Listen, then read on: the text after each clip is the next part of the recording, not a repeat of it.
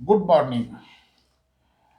मैं doctor BK Verma 28 वर्षों से हाजीपुर और पटना में डायबिटीज़ क्लिनिक चला रहा हूँ। आजकल रिवर्स प्रोग्राम के अंतर्गत हम लोग कार्बोहाइड्रेट के बारे में चर्चा करने जा रहे हैं। कार्बोहाइड्रेट का डायबिटिक डाइट में क्या रोल है, इसी पर चर्चा करेंगे। भोजन के मुख्य दो पार्ट होते हैं। पहला मैक्रोन्यूट्रिएंट और दूसरा माइक्रोन्यूट्रिएंट। मैक्रोन्यूट्रिएंट को तीन पार्ट में बांटा गया है: कार्बोहाइड्रेट, प्रोटीन और फैट। और माइक्रोन्यूट्रिएंट को भी तीन भाग में बांटते हैं: विटामिन्स, मिनरल्स और फाइटोन्यूट्रिएंट्स। कार्बोहाइड्रेट एनर्जी का मुख्य स्रोत है, यह तुरंत एनर्जी देता है। चीनी, गेहूं, चावल, आलू, फ्रूट, वेजिटेबल्स, ये सभी कार्बोहाइड्रेट के स्रोत हैं। 1 ग्राम कार्बोहाइड्रेट में 4.1 किलो कैलोरी एनर्जी मिलता है। आपने देखा होगा, जब कोई लोग उपवास तोड़ते हैं या फेंट कर जाते हैं तो उसको फ्रूट जूस या शरबत पिलाया जाता है या ग्लूकोज चढ़ाया जाता है, क्योंकि यह तुरंत एनर्जी देता है। इस समय रोटी हम नहीं देते हैं क्योंकि रोटी को पचने में समय लगेगा, इसलिए एनर्जी देने में यह समय लगाएगा, इसलिए ग्लूकोज ही दिया जाता है। 100 ग्राम कार्बोहाइड्रेट से कम कार्बोहाइड्रेट नहीं लेना चाहिए। एक आदमी को एक दिन में कम से कम 150 ग्राम कार्बोहाइड्रेट लेना चाहिए और 300 ग्राम से ज़्यादा कार्बोहाइड्रेट नहीं लें। यदि आप 100 ग्राम से कम कार्बोहाइड्रेट लेते हैं तो आपके बॉडी में कीटोन बॉडीज डेवलप करने का चांस बना रहता है। यह अक्सर उन लोगों में होता है जो टाइप 1 के डायबिटीज़ रोगी हैं, उनके पास होता है, या बहुत ज़्यादा उपवास करते हैं या कीटो डाइट का उपयोग करते हैं तो उनमें कीटोन बॉडीज बनने का चांस बना रहता है। यह एक खतरनाक स्थिति है। अब हम समझते हैं कि टाइप 1 रोगी दुबला क्यों होता है। टाइप 1 डायबिटीज़ जो प्रायः 20 वर्ष से पहले होता है, यह व्यक्ति हमेशा दुबला रहता है क्योंकि इसके शरीर में इंसुलिन बनता ही नहीं है, बीटा सेल इंसुलिन बनाता ही नहीं है। जो भी कार्बोहाइड्रेट लिया जाता है उसको पचने से ग्लूकोज बनता है और ग्लूकोज सेल तक पहुंच नहीं पाता है। उसको पहुंचाने के लिए मैसेंजर की ज़रूरत है। मैसेंजर इंसुलिन को कहते हैं। तो इंसुलिन तो बनता नहीं है, ग्लूकोज बॉडी में है लेकिन सेल उसका उपयोग नहीं कर पा रहा है। सेल ग्लूकोज के लिए तरसते रहता है। फिर इसकी पूर्ति के लिए बॉडी में जमा प्रोटीन टूटता है, वो भी ग्लूकोज बनाता है, लेकिन उसका भी उपयोग सेल नहीं कर पाता है। अंतिम में फैट का टूटना शुरू हो जाता है। फैट के टूटने से पेशेंट बहुत ज़्यादा कमज़ोर और दुबला हो जाता है और बॉडी में कीटोन बॉडी जमा होने लगता है, जिससे ब्लड का पीएच डिस्टर्ब हो जाता है, पेशेंट कोमा में चला जाता है। यह बहुत खतरनाक स्थिति है। यह हम यह उदाहरण हम दे रहे हैं कार्बोहाइड्रेट कम लेने से क्या होता है, या कार्बोहाइड्रेट का उपयोग शरीर यदि ज़्यादा किसी कारणवश नहीं कर पाता है तो क्या होता है। अब हम समझते हैं यदि ज़्यादा कार्बोहाइड्रेट लेते हैं तो क्या होता है। यदि ज़्यादा कार्बोहाइड्रेट लेते हैं तो पचने के बाद ज़्यादा ग्लूकोज बनता है और ज़्यादा ग्लूकोज बनने से बीटा सेल को ज़्यादा इंसुलिन निकालना पड़ता है। ज़्यादा इंसुलिन निकलने से ज़्यादा इंसुलिन ग्लूकोज को सेल तक तो पहुंचा देता है, लेकिन बाकी ग्लूकोज लीवर में जाके जमा हो जाता है और कुछ मसल में भी ग्लाइकोजन के रूप में जमा होता है। बाकी ग्लूकोज फैट में कन्वर्ट होकर एडिपोज टिश्यू में जमा होता है, जिसके कारण व्यक्ति फैटी हो जाता है और लीवर भी फैटी हो जाता है। मोटापा का कारण यही चीज़ होता है, ज़्यादा मात्रा में कार्बोहाइड्रेट लेना और उसके रिस्पॉन्स में बॉडी को ज़्यादा इंसुलिन पैदा करना, यही दो कारण मोटापा के लिए जवाबदेह है।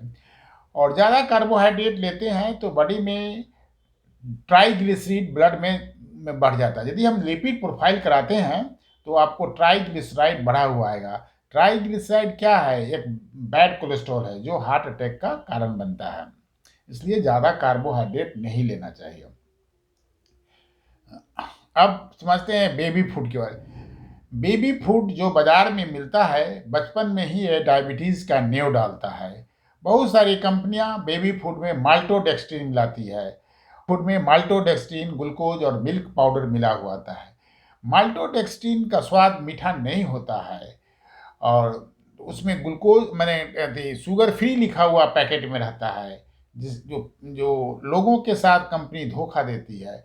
क्योंकि व्हाइट शुगर वास्तव में वह नहीं दिया है और कानूनन रूप से वह सही भी है, लेकिन मोरली वह सही नहीं है। क्योंकि माल्टोडेक्स्ट्रिन में ज़रूरत से ज़्यादा कार्बोहाइड्रेट है। तो ज़्यादा कार्बोहाइड्रेट लेंगे तो बीटा सेल को ज़्यादा इंसुलिन पैदा करना पड़ता है और ज़्यादा इंसुलिन पैदा होगा तो बॉडी फैटी होना शुरू हो जाएगा, क्योंकि वह लीवर में जाके जमा होता है और फैट में कन्वर्ट हो जाता है कार्बोहाइड्रेट। अब मोटापा होने के लिए यही दो चीज़ जरूरी है, ज़्यादा कार्बोहाइड्रेट और ज़्यादा इंसुलिन। आपका बच्चा धीरे धीरे हेल्दी होने लगता है, बाद में वह मोटा हो जाता है। आप भी खुश, कंपनी का भी पर्पस यही है कि आपका बच्चा मोटा हो जाए, आप यही तो चाहते हैं। इसलिए कोई भी फूड प्रोडक्ट लेने पर बस उसमें देखिए कि माल्टोडेक्स्ट्रिन कितना है। माल्टोडेक्स्ट्रिन नहीं होना चाहिए। शुगर फ्री से ज़्यादा प्रभावित मत होइए। माल्टोडेक्स्ट्रिन मिला हुआ है तो उस प्रोडक्ट को मत खरीदिए। अब समझते हैं कि कोई फाइबर बेस्ड स्वीटनर बहुत सारे मार्केट में मिलते हैं जो कि मीठा होता है। चाय या हम फूड प्रोडक्ट में मिलाते हैं तो वह मीठा का स्वाद है। तो मीठा समझ के इसको अवॉइड मत करिए। यह फ्रूक्टो ऑलिगोसैकराइड्स मिला होता है। इसका ग्लाइसेमिक इंडेक्स 1 होता है, इसलिए मीठा समझ करके इसको अवॉइड मत कीजिए। अब कोल्ड ड्रिंक के बारे में समझते हैं। हम जानते हैं कोल्ड ड्रिंक कार्बोहाइड्रेट का मुख्य स्रोत है। हम जानते हैं कि 100 ml ब्लड में 0.1 ग्राम शुगर है, लेकिन 100 ml कोल्ड ड्रिंक में 15 ग्राम शुगर होता है, जो कि शुगर बहुत तेज़ी से बढ़ाता है। इसमें एक ऐसा प्रोडक्ट मिला हुआ रहता है जो कि आपको फील गुड कराता है। यह आपका प्यास बुझाता नहीं है, वरन प्यास बढ़ा देता है और बार बार पीने की इच्छा होती है। इसलिए कोल्ड ड्रिंक ज़्यादा नहीं पीना चाहिए। कोई भी ड्राई प्रोडक्ट यदि हम खरीद रहे हैं तो उसके पैकेट में जो इंग्रेडिएंट लिखा हुआ है उसको पर ध्यान दीजिए।